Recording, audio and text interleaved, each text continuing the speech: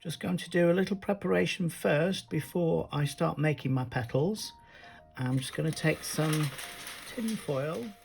I'm going to just start to scrunch, and then I'll pop it onto here and then make this really nice and flat.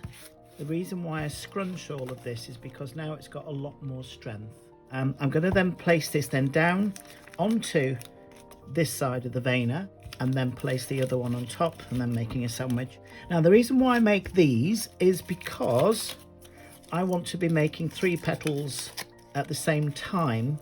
24 gauge wire for the very large petals. Always use like a sharp pair of scissors, kitchen scissors, and just cut them like that so that it's a point on the end, and that's going to be easier to then push down into the paste. So you want 3 of these for 3 large ones.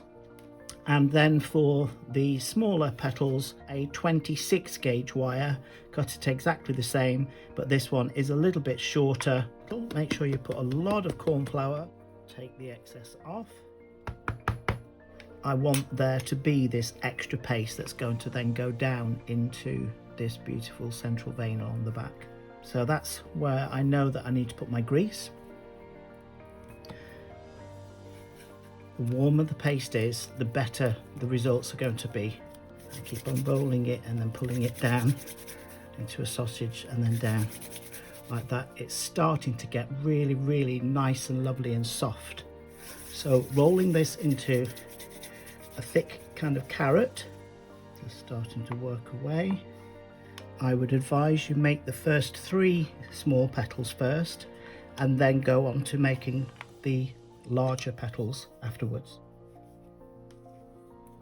So then going to take my pre-cut 24 gauge wire, there's the glue, and then just travel that down 1/4 of the way, and then twisting the wire all the time so it's like a corkscrew going down.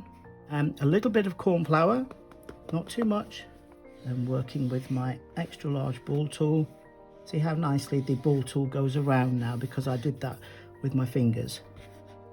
And then going to turn the whole petal over, placing your hand underneath, then placing this on top with the makeup sponge. Just start to push down the center part, making sure that the wire is centralized. But all this time I'm putting lots and lots of pressure, and then gently lift this up and then take this off. Okay, you want to be putting your finger flat onto your scissors and then just snipping and then lifting these up. I always tend to do this on the veiner because then I'm not disturbing the detail at the back. So that's what we're kind of looking for.